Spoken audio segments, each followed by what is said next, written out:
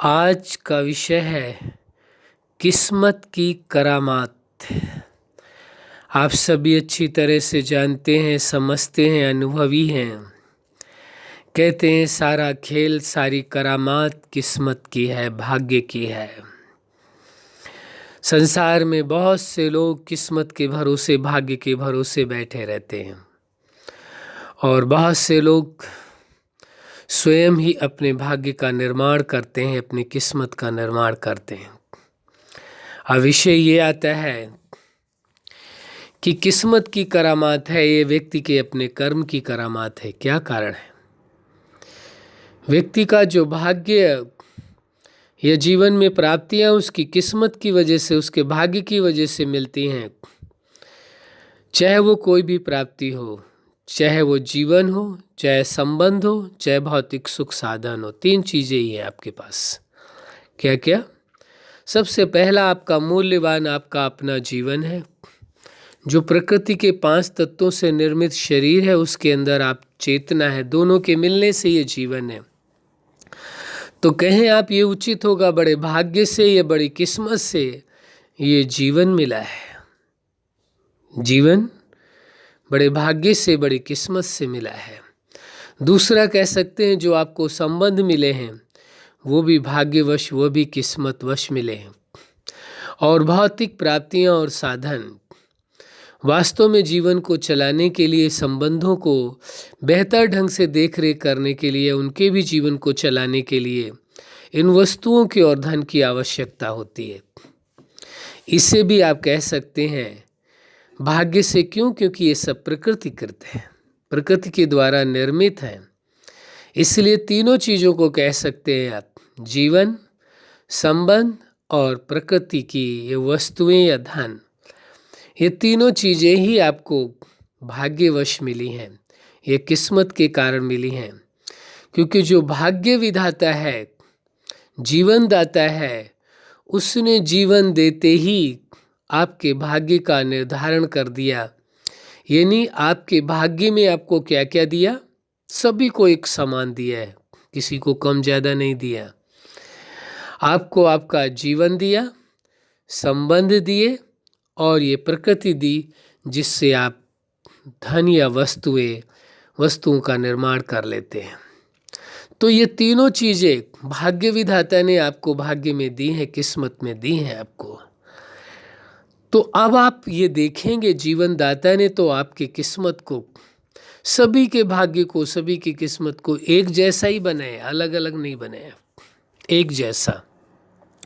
हाँ, यहाँ स्वीकार करने पर अंतर हो गया है। भाग्यवश व किस्मतवश आपको ये जीवन मिला, ये संबंध मिले, ये प्रकृति मिली, यानी प्रकृति के 5 तत्व, धन, वस्तु, ये सब प्राप्त हुई, प्रकृति करता है। ये सब भाग्यवश है, लेकिन इनको संभाल करके रखना, इनका सही उपयोग करना, ये आपके हाथों में है। आप अपने जीवन का कितना सदुपयोग कर रहे हैं और कितना दुरुपयोग कर रहे हैं, ये आपके हाथों में। जीवन के समय को आप व्यर्थ गंवा रहे हैं या उसका सही उपयोग कर रहे हैं, ये आपके हाथों में। ऐसे जो भी आपको संबंध मिले, उन संबंधों के साथ आप किस तरह से रह पा रहे हैं। संबंध में आप जानते हैं प्रेम, भरोसा और सम्मान, यही तीनों संबंध के आधार हैं।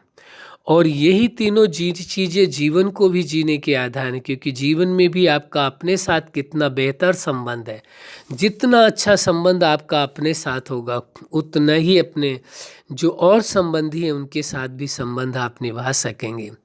तो भाग्यवश तो आपको किस्मत के कारण, भाग्य के कारण कहें, बात एक ही है कि आपको ये जीवन प्राप्त हुआ, ये संबंध प्राप्त हुई, ये प्रकृति प्राप्त हुई।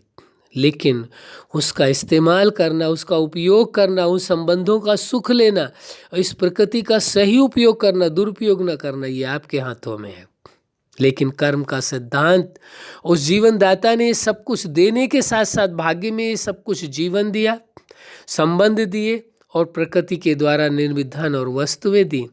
लेकिन उसके साथ साथ उसने एक सिद्धांत भी बना दिया, कर्म का सिद्धांत। जो जैसा कर्म करेगा, इनका सही उपयोग करेंगे तो सुख और आनंद पाएंगे, गलत उपयोग करेंगे तो उसका प्रतिफल आपको अवश्य मिलेगा, उससे आप बच नहीं सकते।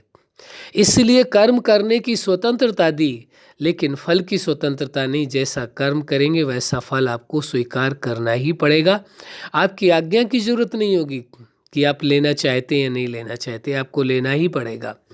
इसलिए ये कहा जाए तो उचित होगा, भाग्य के कारण, किस्मत के कारण ये जीवन मिला, ये संबंध मिले, ये प्रकृति द्वारा निर्मित धन और वस्तुएं मिली, लेकिन अपने भाग्य का सही उपयोग करना, ये जो मिला है उसको अपने जीवन में उपयोग करना, ये आप पर निर्भर करता है। आप चाहे सदुपयोग करें या दुरुपयोग करें, ये आपके हाथों में है। तो वास्तव में भाग्य का सितारा उसी का और तेजी से चमकता है। भाग्यशाली तो हैं आप, लेकिन भाग्य का सितारा उसी का चमकता है जो अपने भाग्य पर भरोसा करके कर्म करता है। समझने की कोशिश करें, भाग्य पर भरोसा करके चुप बैठ नहीं जाता है। जो भाग्य पर भरोसा करके कर्म नहीं करता है, वास्तव में वो भाग्य को जानता ही नहीं, वो किस्मत को नहीं समझता है। अरे ये किस्मत है, ये भाग्य है जो आपको जीवन मिला है, संबंध मिले, प्रकृति द्वारा निर्मित धन और वस्तुएं मिली हैं। लेकिन जो भाग्य से मिला है उस भाग्य पर भरोसा करके कर्म करना परम आवश्यक है। कर्म भी भाग्य में निहित है। क्या चीज? कर्म करना भी भाग्य में निहित है। केवल फल लेना भाग्य में निहित नहीं है, कर्म करना भी भाग्य में लिखा हुआ है। आपके भाग्य में ये लिखा हुआ है कि आपको कर्म करना है तभी फल पाना है। अरे कम से कम भाग्य में ये तो है, किस्मत में ये तो है। ये जीवन इतना सुंदर मिला, संबंध इतने सुंदर मिले, प्रकृति की कितनी सुंदर प्रकृति मिली, धन वस्तुएं मिली, सब कुछ मिला, और कर्म और फल का सिद्धांत भी परम सुंदर मिला। कर्म करने का सुअवसर मिला कि हाँ आप कर्म कर सकते, एक अवसर तो दिया जीवन जीने के लिए, कर्म करने के लिए, कर्म फल का अनुभव करने के लिए।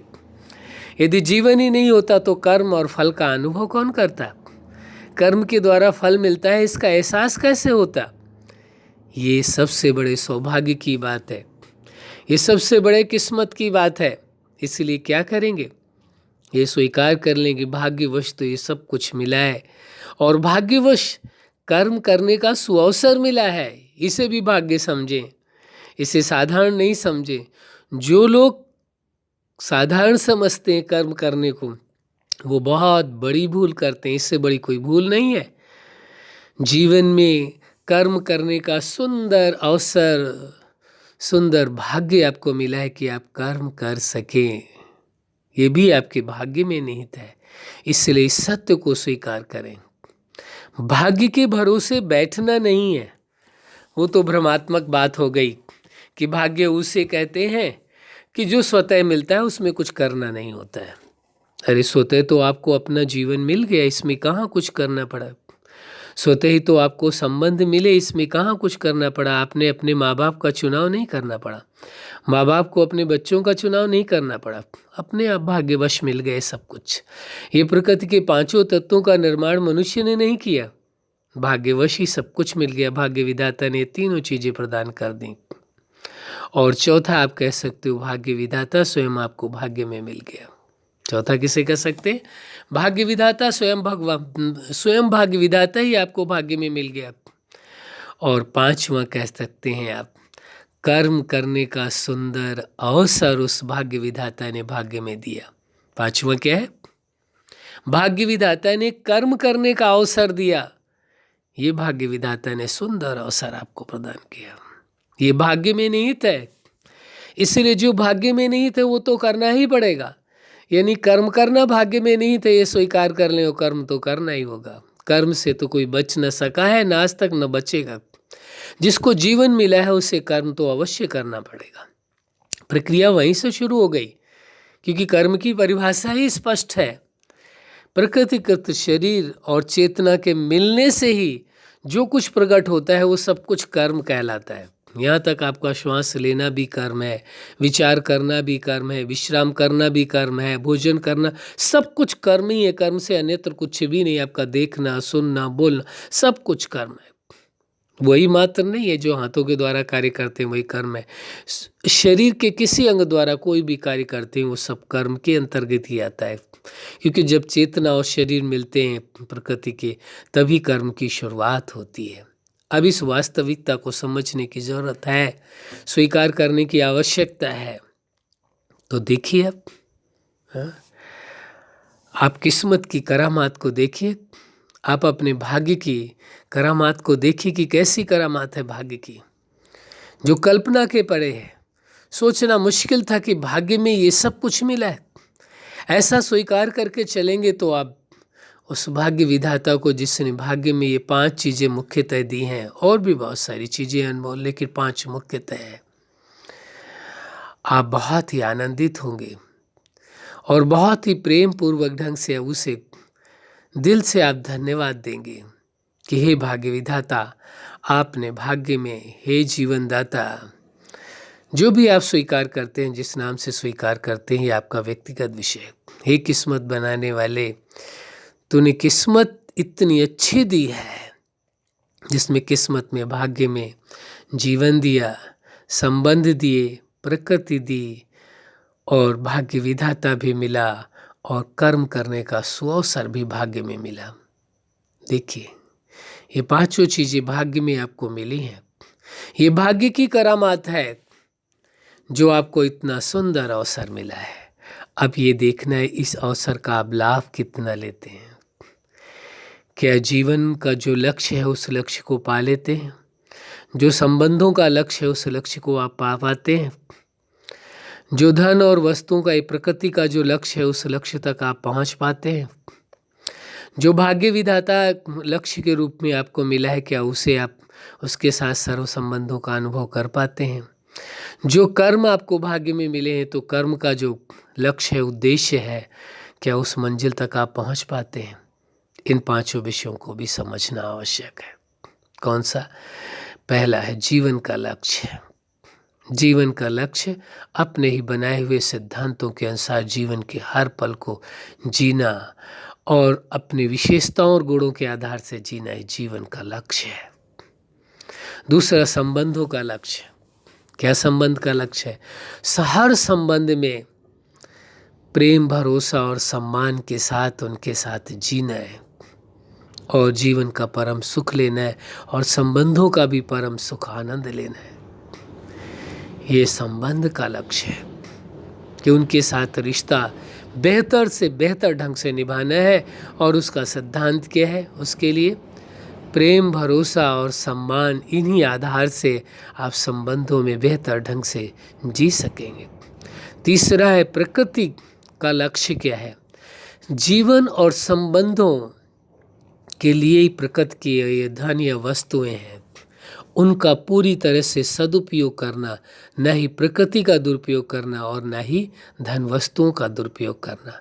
उनका सदुपयोग करना है अपने निज जीवन के लिए और संबंधों के लिए और अन्यत्र जीवों के लिए, न कि दुरुपयोग करना है। फिर है कर्म के सिद्धांतों का लक्ष्य क्या है? कर्म ऐसे करने कि जीवनदाता को भी ये लगे कि वास्तव में जीवन देना इनके लिए सार्थक रहा, सफल रहा। ऐसा आपको अपने आप में प्राउड फील हो, गर्व फील हो कि जीवनदाता ने जीवन दिया है। इसलिए जीवनदाता ने जो विशेषताएं, जो गुण पिरोए हैं अंदर, उन्हीं विशेषताओं और गुणों के अनुरूप जीवन जी करके, जीवनदाता ने जो मीडिएटर बनाया है, आपको माध्यम बनाया है, जीवनदाता के हर कार्य को आप कर सकें। यानी जीवनदाता जो आपके जीवन के द्वारा सारे जगत को संपूर्ण प्राप्तियां कराना चाहता है, अनुभव कराना चाहता है, जिसे वो भूल चुके हैं, वह आप करा सकें। यह आपका कर्म का सबसे बड़ा लक्ष्य होगा, उद्देश्य होगा। कर्म की पूर्ति होगी कि जीवन दाता से प्राप्तियों को लेकर के, ये जो जीवन दाता से मिली हुई प्राप्तियों से आप संपन्न हैं, उसका अनुभव स्वयं भी करें और सर्व को कराएं। ये कर्म का लक्ष्य है, उद्देश्य है। उस मंजिल तक पहुंचना है। विचारणीय विषय। आप विचार करें, सोचें और अपने आप से निर्णय लें आपको क्या करना है। तो आपने देखा किस्मत की करामात, भाग्य का करिश्मा देखा आपने कितनी बड़ी करामात है उसकी, भाग्य में क्या क्या आपको मिला है। हर कोई सृष्टि का भाग्यशाली, कोई भी साधारण है ही नहीं, क्योंकि भाग्य विधाता की ये रचना है, किस्मत दाता की ये रचना है, साधारण रचना नहीं है। इसीलिए तो कहते हैं जिसकी रचना इतनी सुंदर वो कितना सुंदर होगा। इसकी रचना है ये जीवन, आपका जीवन, ये संबंध, ये प्रकृति, उसकी इतनी सुंदरतम रचना है, इसलिए उसको परम सुंदर कहा जाता है। अच्छा, आप अपने जीवन के हर क्षेत्र में सफल रहें, या कहें सफलता के शिखर तक पहुंचे, सर्वोच्चता तक पहुंचे। आज का विषय था किस्मत की करामात। उसकी वास्तविकता को आप अपने भाग्य की सच्चाई को समझ करके, जान करके, और जो भाग्य में आपको प्राप्त है उसका अनुभव करें, उपयोग करें। यही हमारी हार्दिक शुभकामना है। सदा खुश रहें, मुस्कुराते रहें। धन्यवाद।